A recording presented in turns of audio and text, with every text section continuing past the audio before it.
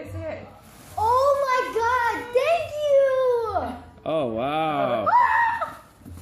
In your face, Jeff. In your face. Why is it in my face? I don't know. Because you like the open A's. Thank you, Mom. Welcome.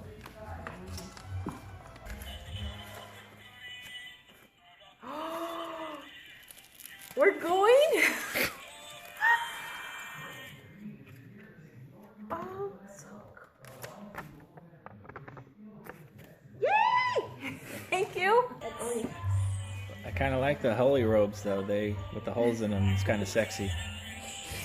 What are you trying But to now say? you're gonna look like a that feels so good. you're gonna look like a cheetah now. So now you're a sexy cheetah. Woohoo! Sexy cheetah. I don't get my purple robe. I have to wear it. Oh! It's a minion Christmas. Hey, And you got more socks. More socks. Need socks.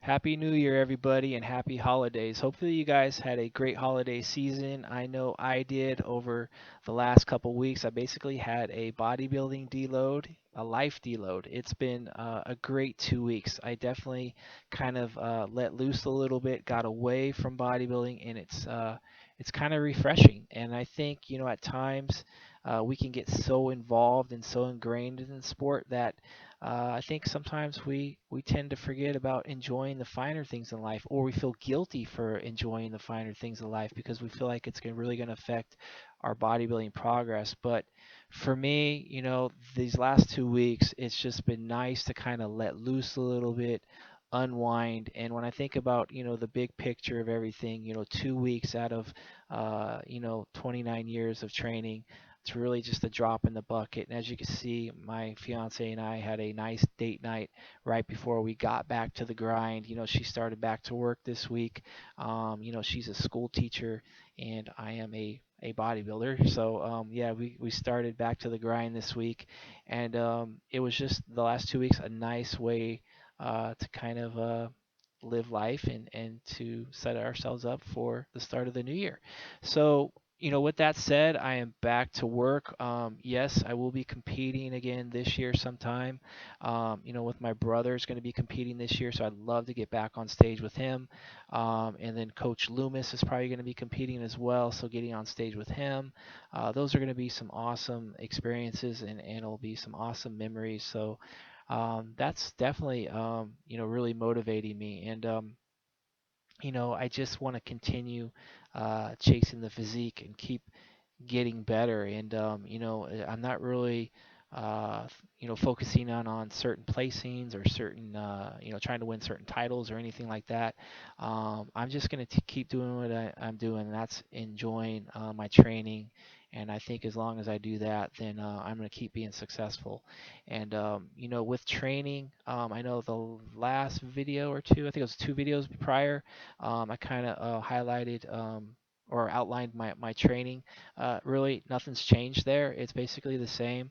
My focus and my emphasis has always been quality, the form, technique, but I'm really honing in on that even more so because I really do feel like, the quality of the movement, it does make a difference in physique development. And I think what's really kind of sold me that is like on that is that in the early stages of my career, I recall my back training, wasn't really doing it correctly. Wasn't really the form wasn't good. So basically, I had some pretty good arms and pretty good shoulders and chest, but this underdeveloped back.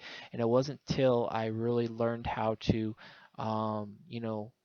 do rows correctly, do pull downs correctly, where I really started to see my back really improve. And I have another athlete on my roster where we've really kind of honed in on his back training.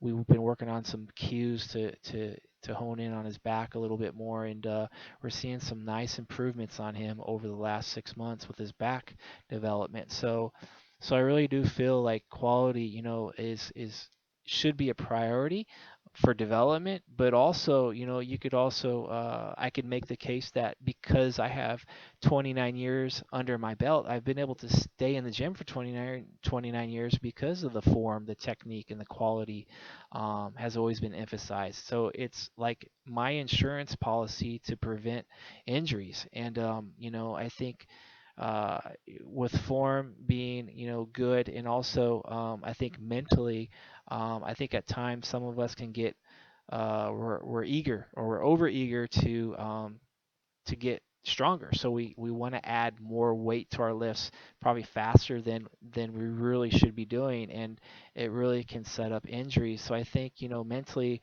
I've been able to really develop some nice patience and really and poise.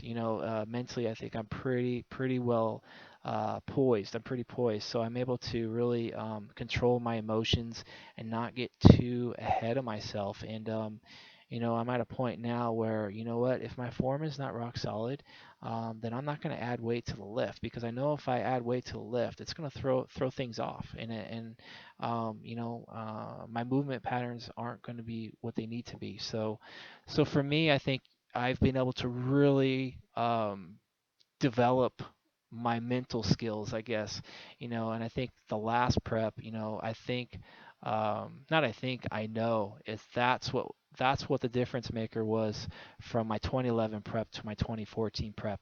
My physique improved not because of what I was doing, like protocol wise, like my training, or my nutrition or my cardio, but it was more of the fact that mentally I was on top of my game. I was a lot smarter upstairs, and therefore, the results that followed was because of the smarts and not so much what my protocol was, or that I was working harder or anything like that. It was basically because I was working smarter. I was picking spots when to push, picking spots when to back off. If I felt like I needed a bigger refeed, I had a bigger refeed, et cetera, et cetera, et cetera. So it was the fact that, the experience does play a huge role in contest prep, but also just, because of the experience, you tend to get smarter and more educated.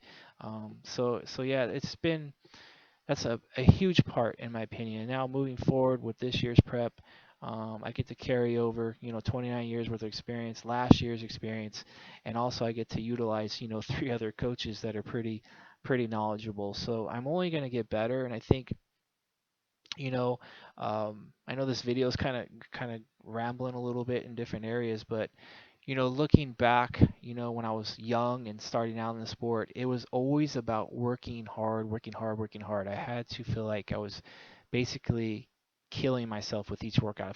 If I didn't come out of a workout feeling like I annihilated myself, I didn't feel like I was progressing. And I also felt like, what, I need to continually getting stronger if my physique is going to show progress. And I think, over the years, now that I'm 20, I'm not 29, I've been trained for 29 years, but now that I'm 43 going on 44, looking back, I could say, what, I've had some moments where I was pretty damn strong, and I've had some moments where I wasn't. And right now I'm in a moment where I'm not as strong as I used to be.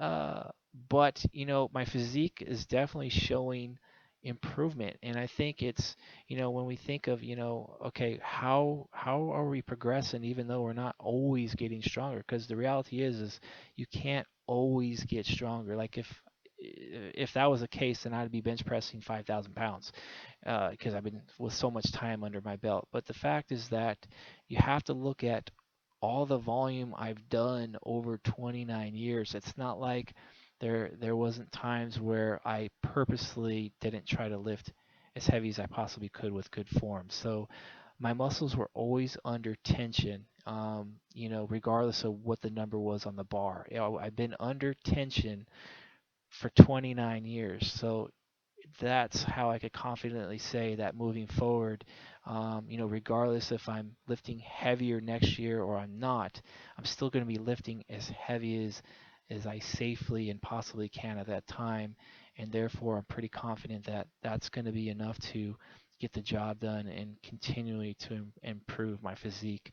And I think as long as Father Time doesn't catch up to me, I'll keep continuing to improve. And I think once I stop improving, it's the only reason is because I can't physically do this anymore, or age just got the better of me. But for now, there's still lots of room for improvement. I still have a lot more left in the tank, so I'm going to continue doing what I always do, and that's sticking to the basics, making those basics as perfect as possible.